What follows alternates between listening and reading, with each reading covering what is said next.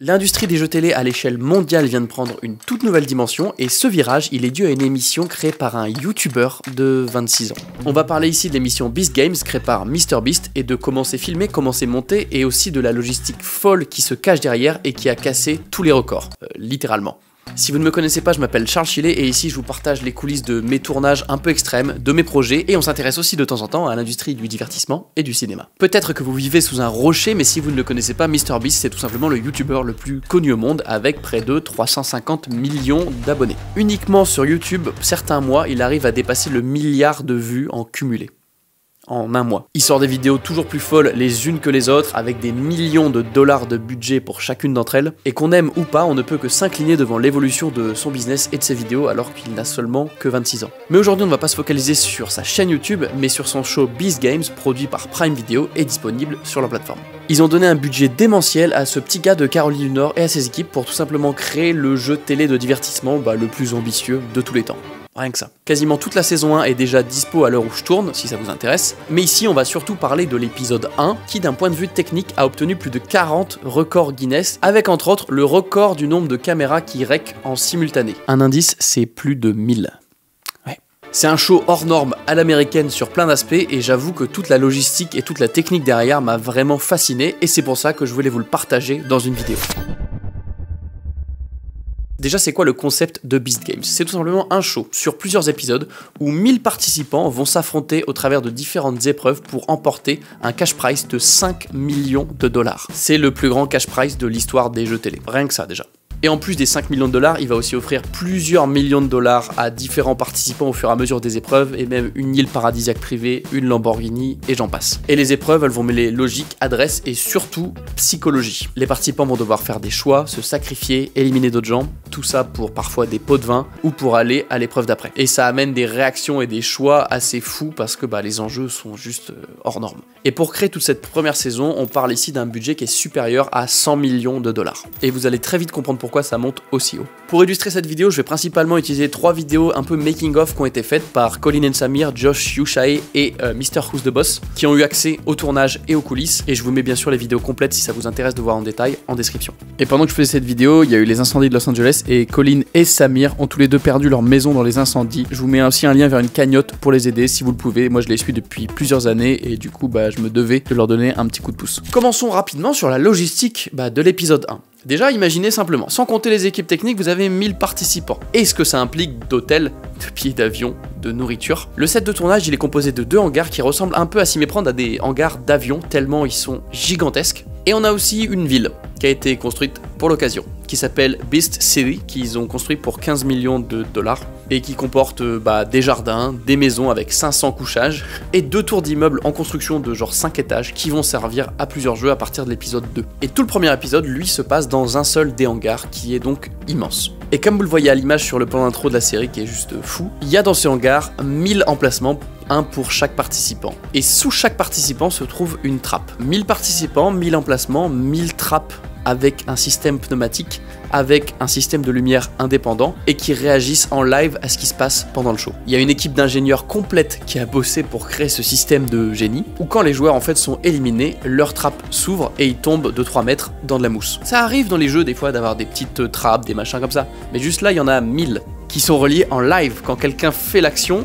éliminé, il tombe. Et ça, fois 1000. Je sais pas si on se rend compte. D'ailleurs, ça fait partie des quelques records Guinness battus qui sont un petit peu étranges, mais on a notamment le record du nombre de mousses utilisées, puisqu'il y a 250 000 cubes de mousse qui ont été utilisés. Et du coup, sous le plateau de tournage, on a toute une infrastructure qui a été créée pour accueillir toutes les trappes, donc avec des couloirs qui sont à l'infini, ça fait un petit peu backroom, un peu glauque. Tout ça, ça représente 6400 mètres carrés d'échafaudage, et ça aussi c'est un record Guinness. Et en tout, il y a 3000 pistons pneumatiques, et je savais pas qu'il y avait des records Guinness pour les pistons pneumatiques, mais c'en est un également. Clairement, je sais pas ce que deviennent tous ces matériaux après le tournage, je pense que c'est pas fou, mais j'ai aucune info, donc je vais pas développer là-dessus. Mais ces trappes et ce système pneumatique, déjà il fait hyper réaliste pour les participants.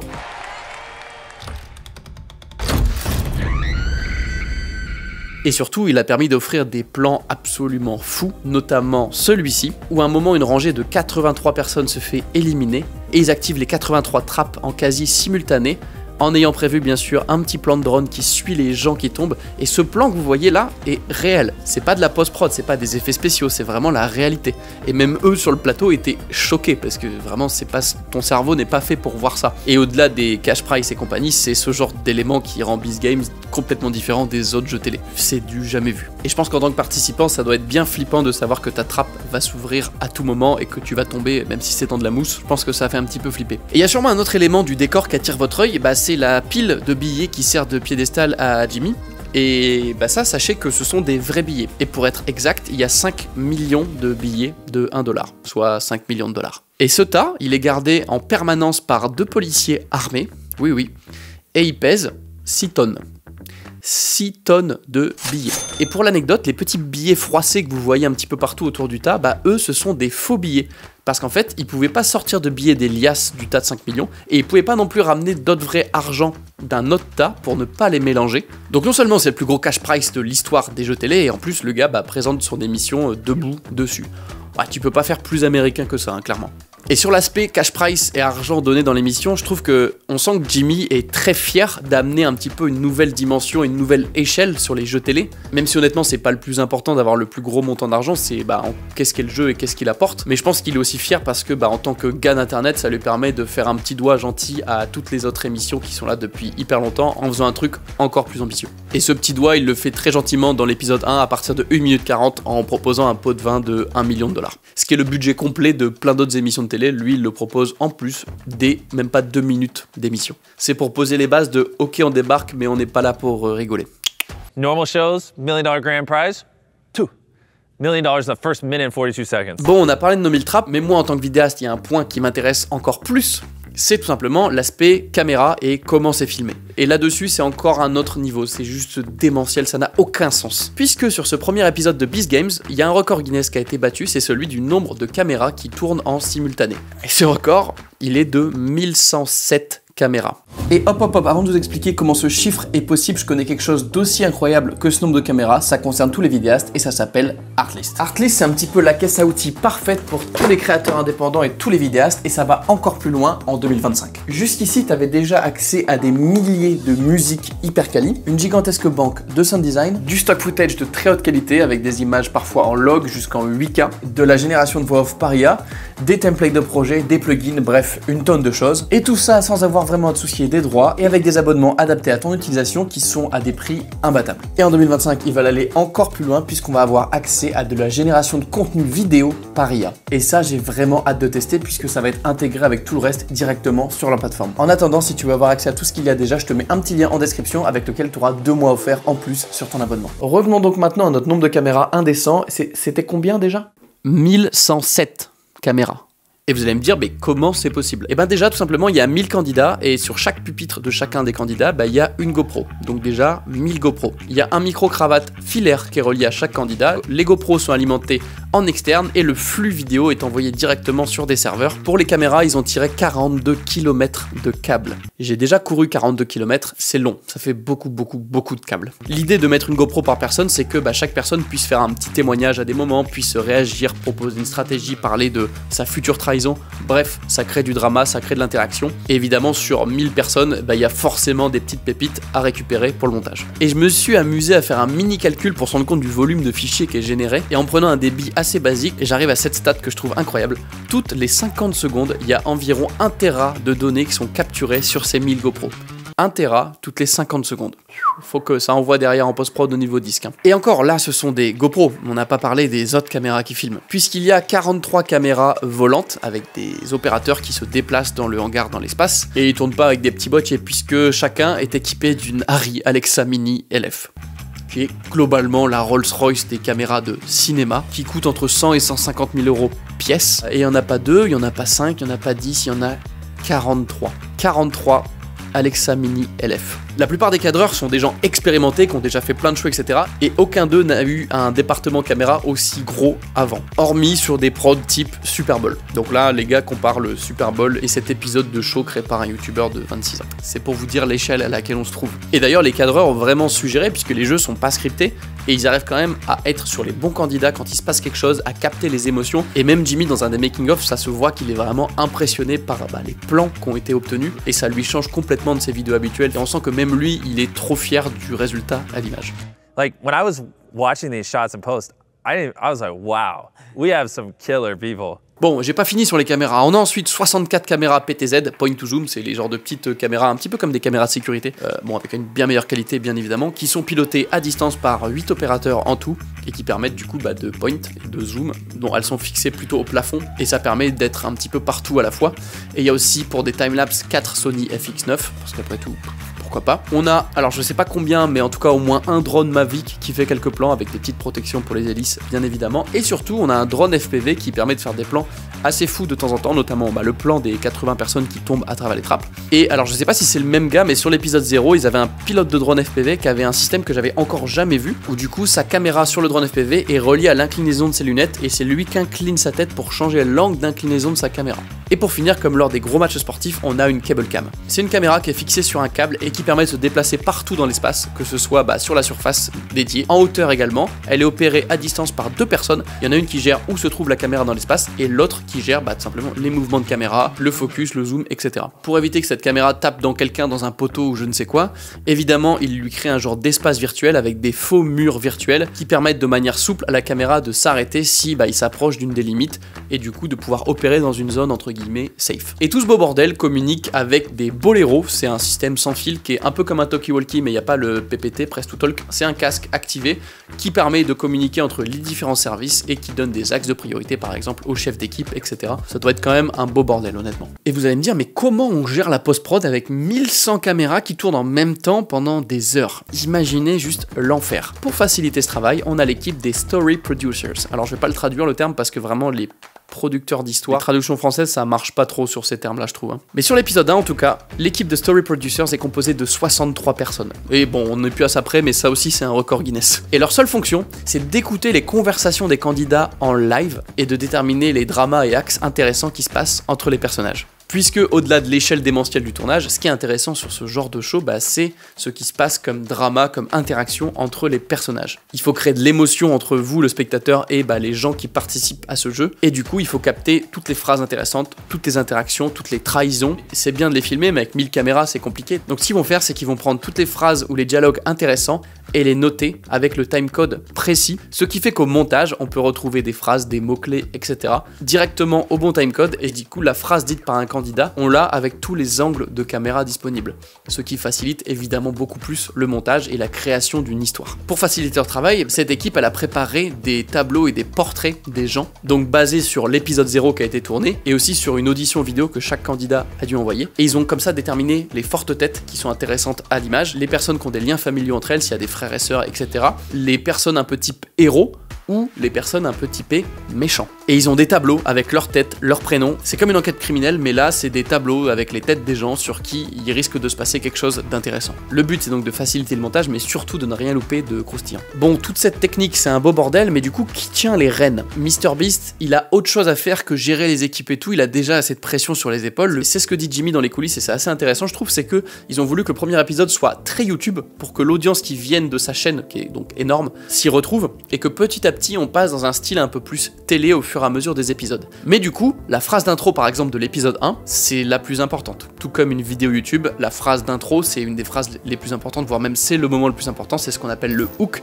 Il faut que vous, spectateurs, avec ces 10 secondes d'intro, ayez envie de rester pour voir la suite. Et c'est pour ça qu'en priorité, cet épisode 1 est géré par des gens proches de lui, et notamment Mac, qui est le chef monteur sur les vidéos, et qui sait exactement ce qui passera au montage et ce qui ne passera pas au montage. Et ce qui est marrant, c'est qu'on les voit passer un temps fou sur la phrase d'intro et sur les premières secondes de l'épisode, avec Mac, qui est donc un gars de 24 ans, qui était monteur d'un autre gros youtubeur il y a encore un an, qui est passé candidat dans certaines vidéos de MrBeast et qui est devenu monteur en chef en quelques mois. Et on le voit en train de dire à Jimmy le ton exact pour sa phrase d'intro, et on le voit aussi coordonner les équipes pour faire exactement le plan que lui a en tête. Et j'avoue que ce plan d'intro, il est vraiment très réussi.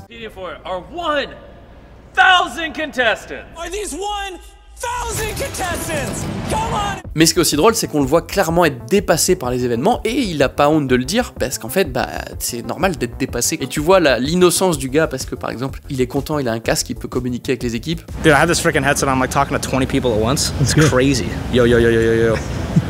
Is that weird? Is it? No, yeah, because the director's in there and she's talking to 40 people and she simplifies it down to like 5 for me. And then she says go, then I tell Jimmy go, and then I'm looking at the camera. Dude, it's crazy. Pour transmettre la vision créative des équipes de MrBeast à l'image correctement avec autant de personnes, il fallait quelqu'un qui ait les épaules pour ça. Et c'est pour ça qu'ils ont appelé Kate, qui a tourné des centaines d'autres épisodes de jeux télé et qui du coup a très bien, je trouve, réalisé ce premier épisode et qui a su prendre leur vision à eux, leurs idées des fois un peu bêtes et un peu rigolotes, et les mettre en œuvre à une telle échelle. Parce que l'enjeu, c'est aussi de capter tout ce qui se passe quasiment en live. Il n'y a rien qui est scripté, il n'y a pas forcément beaucoup de pauses. À un moment, le moment où ils font tomber les 80 personnes, bah ils savent qu'ils vont le faire, donc ils préparent un plan de drone, etc. Là, il y a une pause.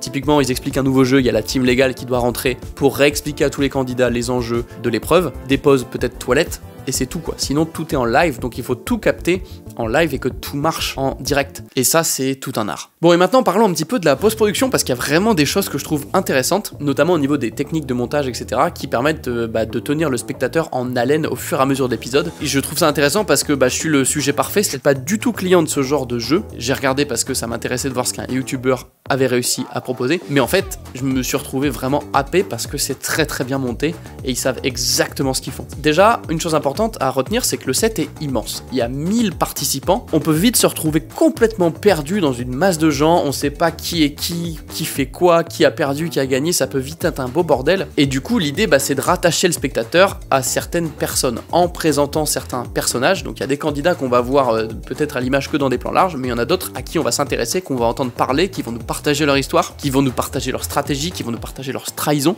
Et c'est des personnages qu'on va retrouver peut-être plusieurs fois au cours d'une même épreuve, ou même pour certains qu'on va retrouver au cours de plusieurs épisodes. Si vous voyez quelqu'un revenir à l'image souvent, vous pouvez être sûr qu'il va lui arriver une dinguerie. Donc c'est vraiment important de créer de l'attachement émotionnel entre le spectateur et les participants pour justement créer un lien et que ça rende tout ça concret et humain. Donc c'est pour ça qu'il y a plein de caméras dans tous les sens avec plein d'opérateurs, et c'est pour ça aussi qu'il y a une caméra par participant, un petit peu leur petite cam de vlog personnel. Au préalable, ils ont bien sûr dit aux gens de rester eux-mêmes et de pas surjouer, etc. Parce que c'est un petit peu ça aussi l'effet caméra. It's so cringe when you try to be a character that makes it to another Beast video and just be yourselves. Quand on n'est pas habitué, on a tendance à vouloir en faire de trop, surtout que là, tu te dis que si tu en fais trop, si tu dis des dingueries, t'as plus de chances d'être gardé au montage. Ça permet vraiment d'avoir une tonne de plans avec vraiment de l'émotion et d'être sûr de les avoir si les opérateurs mobiles n'arrivent pas à les capter. Après, c'est vrai que les cams mobiles sont vraiment impressionnantes, je trouve, parce que tout est fait en live, ça s'enchaîne très vite. Si un participant est éliminé, il passe au rouge, il s'effondre, il est triste. Et en fait, faut prévoir ça, et je sais pas comment c'est possible, mais ils arrivent à avoir des plans, à savoir que ce gars-là, hop, il se fait éliminer, paf, ils sont dessus, ils zooment, on le voit en train de s'effondrer, on comprend, on ressent l'émotion que lui ressent, souvent sans même les paroles, juste on voit la réaction de la personne, et on se met à sa place, et on ressent vraiment de l'empathie. Et c'est ça qui rend la chose plus forte. Pour le coup, les opérateurs mobiles, là-dessus, ils ont vraiment géré. Et ces opérateurs mobiles, ils ont souvent des focales plus longues, ce qui leur permet de rester un peu à distance et de zoomer, et surtout du coup d'isoler le participant qui est filmé, pour vraiment l'isoler et le sortir de la masse, qu'on soit avec lui, avec ses émotions, et surtout que lui ne voit pas forcément la caméra collée devant lui, et ça permet d'avoir les émotions les plus naturelles possibles. Et ce qui est cool, et qui est un peu l'opposé des vidéos YouTube, typiquement de MrBeast aussi, où tout va vite, tout doit s'enchaîner, c'est que là, ils acceptent de laisser durer des plans, de laisser durer des réactions, de laisser durer des silences. Et parfois, c'est bien plus impactant que des cris, des paroles et des montages avec des cuts rapides.